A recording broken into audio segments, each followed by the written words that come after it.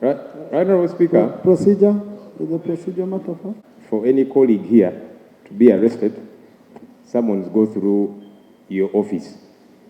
But of course, what we saw with the Honourable Mwanga Chivumbi is that his home was raided by the military. Thankfully, and imagine I'm saying thankfully, for him, he was not disappeared away. He was taken to police and then court.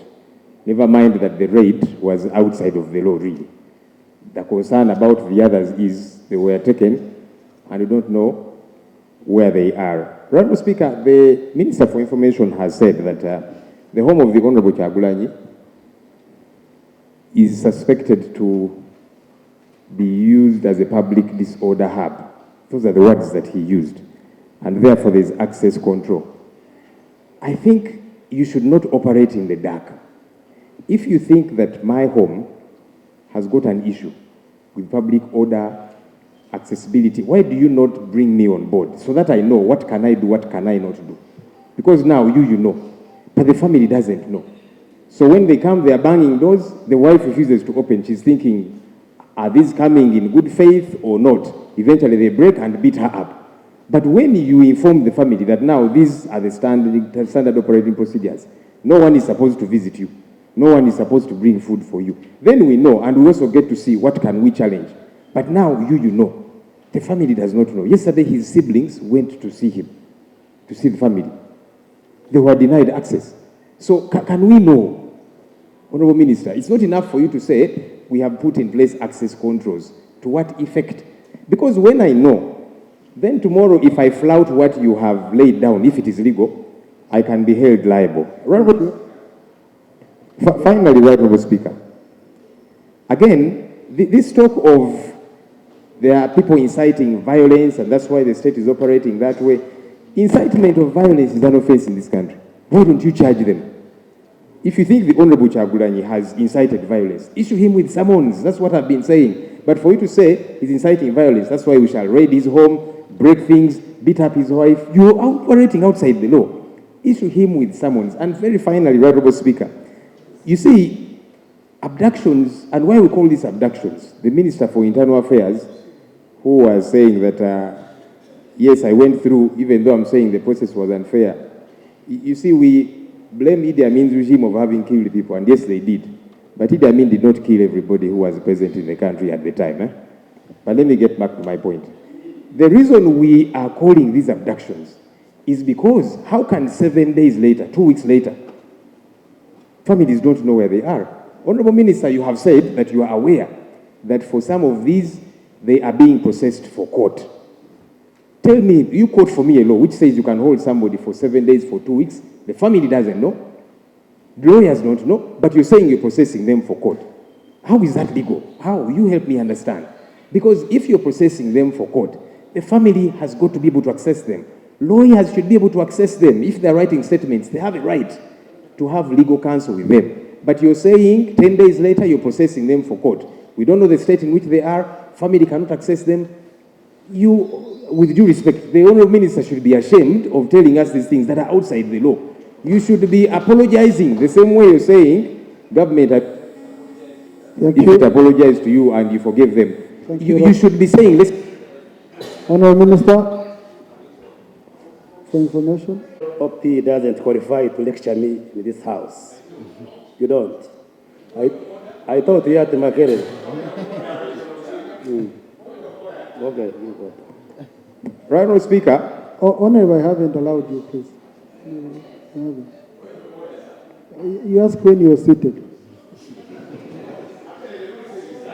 No, just first sit. Because you see, when you stand up, you access the microphone, you remain standing, you need to first take your position. Colleagues, we've been moving well. This shouldn't be an exchange just between the two colleagues. Honourable Yomons, please wait. Honourable Yomons, wait. Honourable Minister, wait a bit. Yeah. Now, the problem I'm seeing, Honourable colleagues, the problem I'm seeing, it seems we prefer talking to each other on microphones and in the public. But we are colleagues. We are colleagues. I don't think, Lop, you call General Mhozi here, and you refuse to pick your call. Or General Mhozi, you call Lop, Oh no, but Jomunsi. Because now what we are doing, we are exchanging before the public or the Prime Minister. You know, I think let us also use other means beyond the cameras and the microphones to help our colleagues, to be honest. And we have resolved very many issues that way. You know, so I request, Honorable Sarira is telling me accountability is on camera. Please, Us-Lop.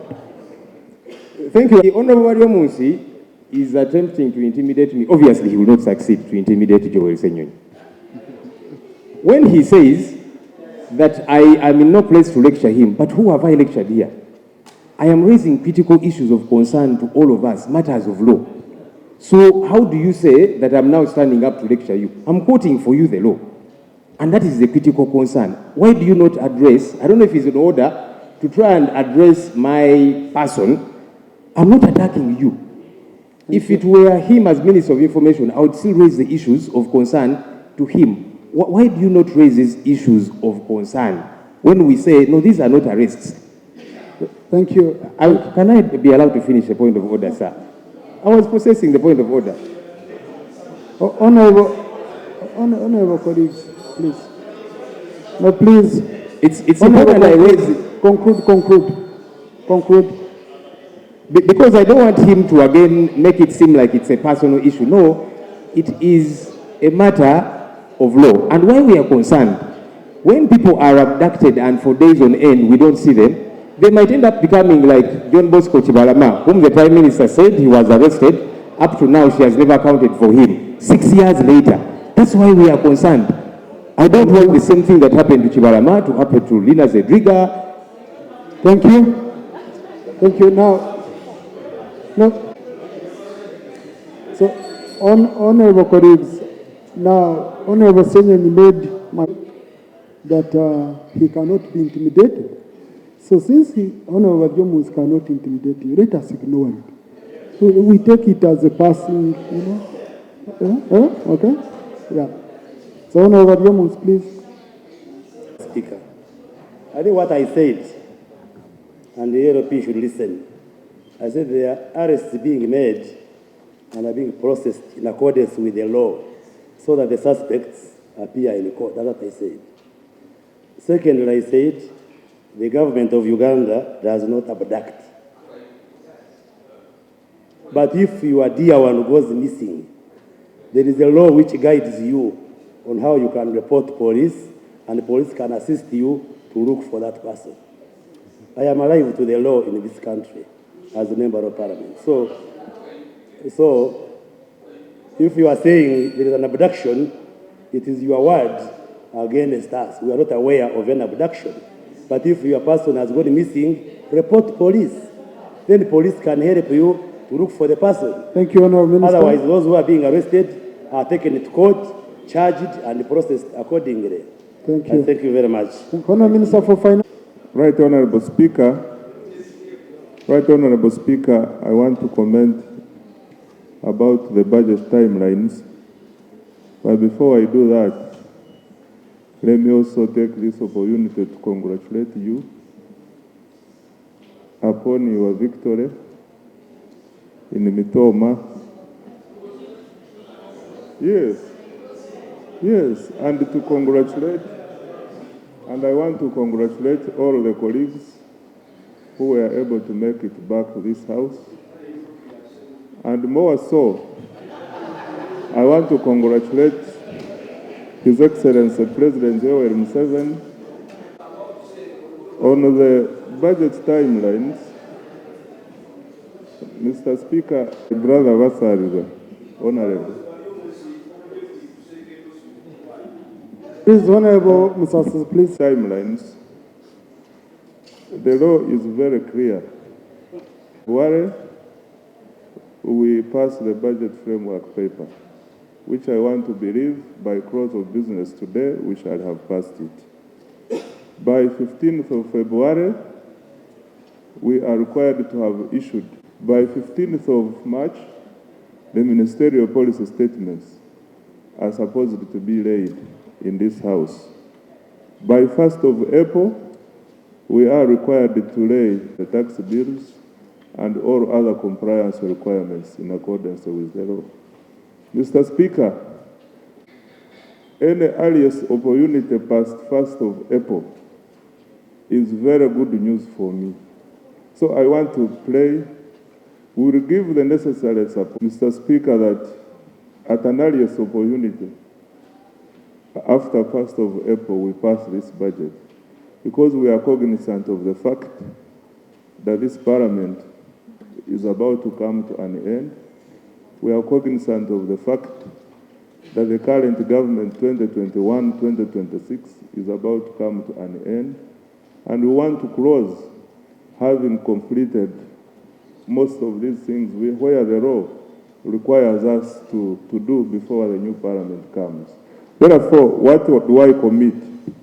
I commit that I will provide timely information, especially after 1st of April, such that by end of April, we have passed the budget and we are good to...